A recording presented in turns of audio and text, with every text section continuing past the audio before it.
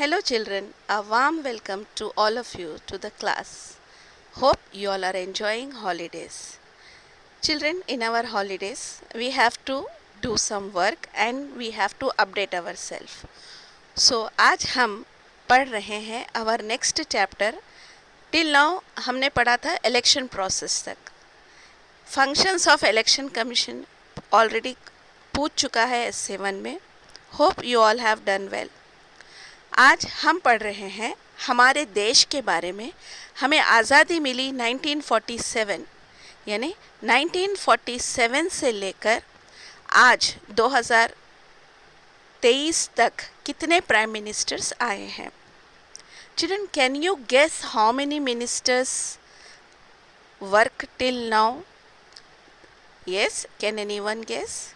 Yes, if we are excluding Gulzari Lal, we have almost 14 prime ministers.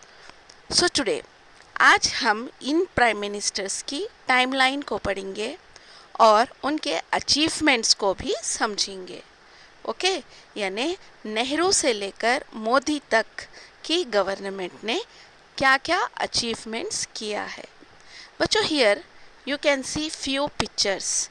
Can you guess who are they? Yes, Manmohan Singh. He ruled for how many years, children? 10 years. Okay.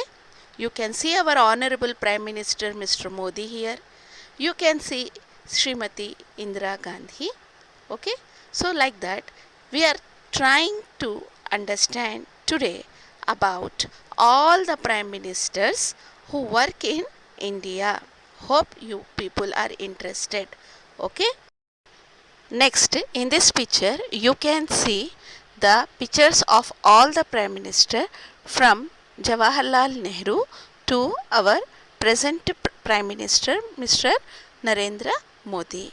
See children, first 30 years, that is from the year 1947 to the year 1977, one party dominance was there in our country. What do you mean by one party dominance? Means only Congress was leading in each and every election. Means in the year 1952 first general election was held. Do you remember children?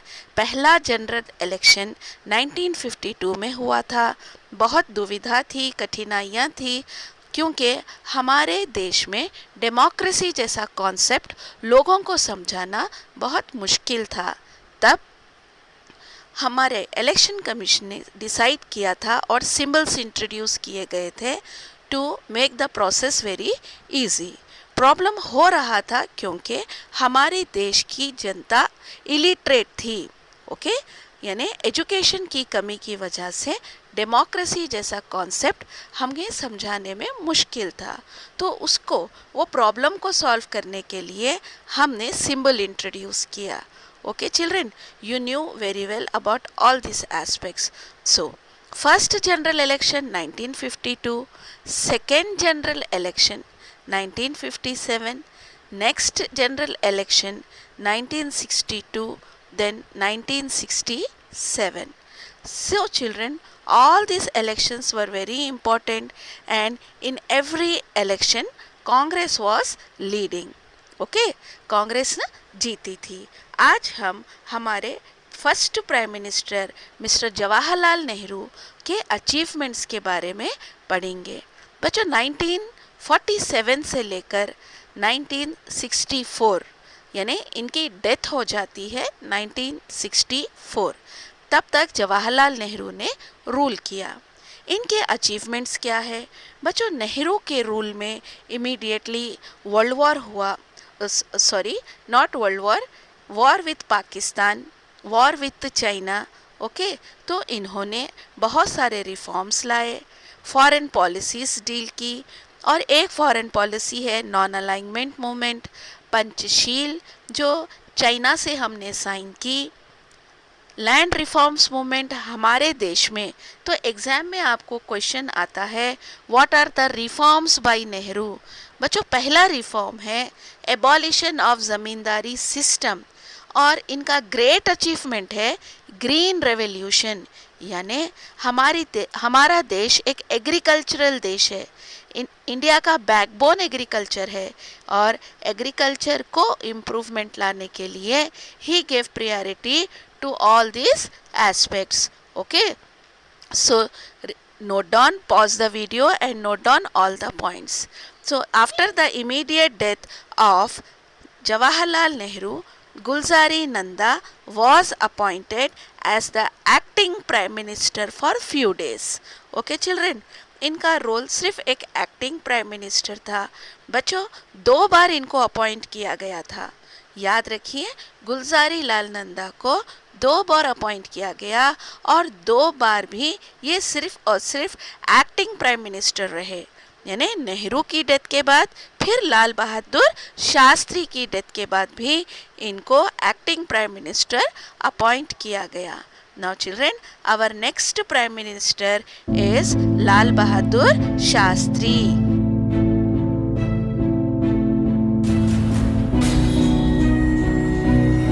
Lal Bahadur Shastri is the next prime minister who ruled from 1964 to 1966.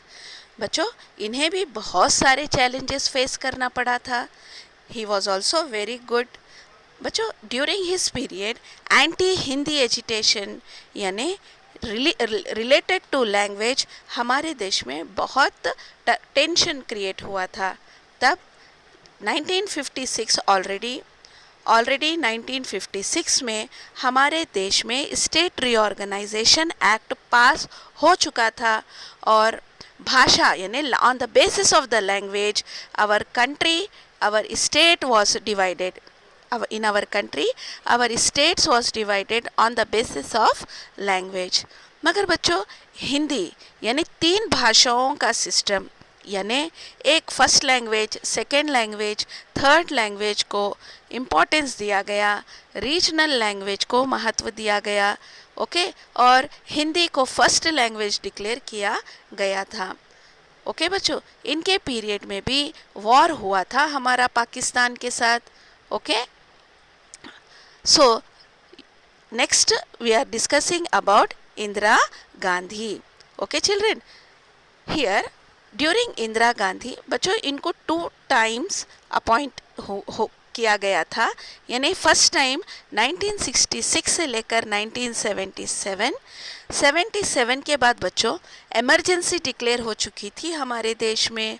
Okay, और यहाँ पर पहली बार 1977 के election में हमारे देश से कांग्रेस को हार मिली थी. यानी ये एक हमारा हिस्टोरिक इलेक्शन रहा था. ओके, हिस्टोरिक इलेक्शन 1977 क्योंकि Congress was defeated first time at the central level. Okay, now next बच्चों, इन्होंने रूल किया 1982 से लेकर 1984. इन्होंने बहुत सारे चैलेंजेस फेस किए क्योंकि इंदिरा गांधी के पीरियड में इन्फ्लेशन था, पेट्रोल का दाम बढ़ चुका था, टेररिज्म था. ओके, और हमारे देश में पॉवर्टी थी. इन्होंने फेमस स्लोगन दिया, removal of poverty, that is गरीबी हटाओ, abolition of private purse, then family planning, operation blue star.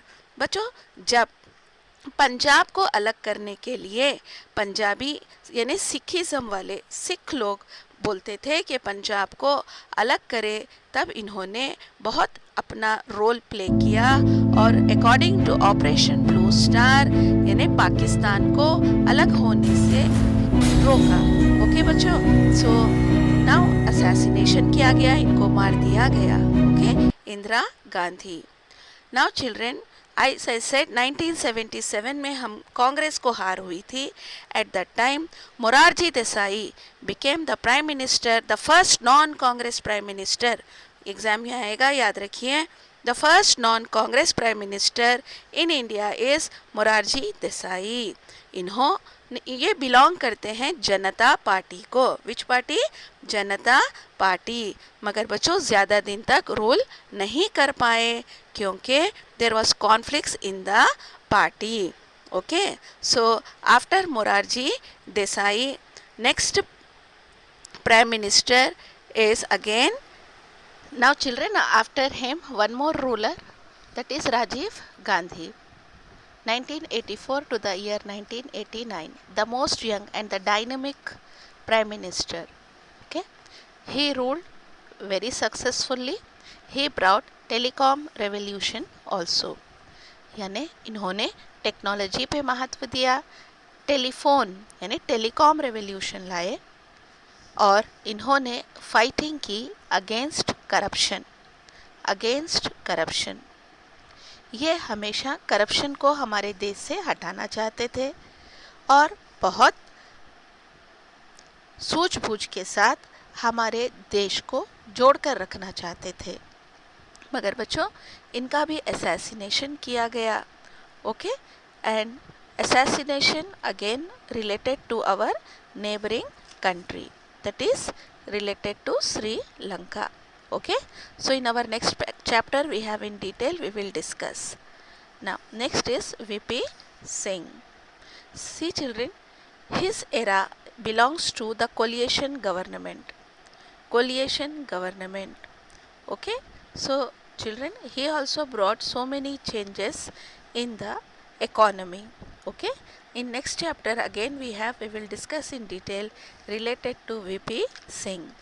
He helped to the backward classes and brought so many reform related to the OBCs. Okay, यानी reservation in the education as well as in the job oriented courses or in the jobs he has given to the OBCs.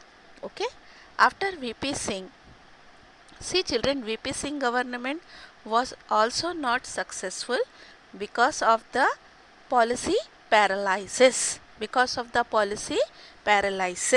Exam के point of view policy paralysis भी important है. Now after VP Singh, our next prime minister was Chandrasekhar. Okay, can you see him? Chandrasekhar. He was the 8th prime minister of our country. Okay, now next prime minister, he also did not brought so many changes in our nation. Our next prime minister is Narasimha Rao. He also belongs to Congress party. Okay, children, here Narasimha Rao's achievement is very much in our nation. Okay, इन्होंने हमारे देश में पंचायती राज system को बनाया. Okay, Panchayati Raj system. You know children, he is from our Telangana. Okay, and during his period only we inaugurated and established fish building also. Okay, so Narasimha Rao, his achievement you have to remember. In your reader it is given what is 73rd and 74th amendment. तो बच्चों, according to 73rd and 74th amendment, Panchayati Raj system was established in our country. Now next is Atal Bihari Vajpayee. Vajpayee ji was also very good and a dynamic ruler. He also gave more priority and to the development of our nation. Okay, can you see his period? Yes, so he was the 10th prime minister of our country. Okay, everyone respect him because of his qualities and his honor. Okay, so all these people are very great people. They are great because they have nationalism in them. Okay children, हर एक national leader के पास देश प्रेम होना चाहिए, nationalism होना चाहिए. अगर उनके पास nationalism है तो वो देश की प्रगति के लिए काम करेंगे. ओके, तो हमारा देश एक डेमोक्रेटिक नेशन है where we have to select a good person as a leader. Now after him Devagowda, but children, he was also for the shorter period of time. Okay, his achievements was not much, but he ruled for the shorter period of time. Now in this period coalition government was established in our country children, like NDA and UPA. There are two coalited government in our country right now also. One is related to National Democratic Alliance and the other is United Provinces Alliance. NDA by BJP and UPA by Congress. Okay, so coalition government वो होती है जब कोई एक particular political party को votes नहीं मिलते हैं, तब ये लोग कोलाइडेड हो जाते हैं, जुड़ जाते हैं. ओके, नेक्स्ट है आई के Gujral. His tenure was also very less. Okay, so children, hope you all are understanding the timeline of the prime ministers. Okay, so his time period was also very less and he was the 12th prime minister of our country. बच्चों, नेहरू से लेकर यहाँ तक के achievements आपको समझ में आए हैं. बच्चों, Congress gave priority to all the aspects. Okay, क्योंकि फर्स्ट 30 इयर्स में वॉर हुआ, हम चांद पर भी गए. ओके, यानी टेक्निकल डेवलपमेंट यानी टेक्नोलॉजी से लेकर ओवरऑल सोशियो इकोनॉमिक चेंजेस भी हमारे देश में आए. ओके, क्योंकि आज़ादी के बाद बहुत सारे इश्यूज़ थे और वो इश्यूज़ को सॉल्व किया जा रहा था. ओके, मगर बच्चों, अगर सिर्फ कांग्रेस ही रहती तो हमारा देश एक डेमोक्रेटिक देश नहीं होता. और हमारा देश एक डेमोक्रेसी सक्सेसफुल डेमोक्रेटिक नेशन है जहाँ पर बहुत सारे पॉलिटिकल पार्टीज कॉम्पीट करते हैं. Okay, now Manmohan Singh, he belongs to Congress and he ruled for 10 years. He ruled for 10 years. A very great economist. Okay, ये एक बहुत बड़े economist है. Okay, very good person and he brought so many economic and social changes in our country. Okay children, so सारे leaders के बारे में आपको समझ में आ रहा है. So children, ये कोलाइडेड गवर्नमेंट यानी कोलिएशन गवर्नमेंट यूपीए को बिलोंग करते हैं. यूपीए का फुल फॉर्म है united provinces alliances. Now next prime minister what you have to study and discuss is related to. Now have a look. You all knew very well about him, right? He belonged to Bharatiya Janata Party, ruling from 2014. Okay, 14th and the current Prime Minister of India. You know very well about his policies related to Swachh Bharat, बेटी को पढ़ाना. Okay, स्वच्छता के ऊपर ध्यान देना. Apart from that, he is maintaining good relationship with the neighboring countries also. So children, every prime minister give the best to the nation and we are now in a developing stage. India is not yet developed. One reason is from the beginning we never give priority to education. बच्चों, first 5 year plan, second 5 year plan, third 5 year plan, हर बार ध्यान दिया जा रहा था agriculture पर, industrial development पर, यानी हर चीज़ को महत्व दिया गया पर एजुकेशन को नहीं. Still we are lagging behind in education children because literacy rate is very less in our country. Hope you all have understood children. Thanks for watching this video.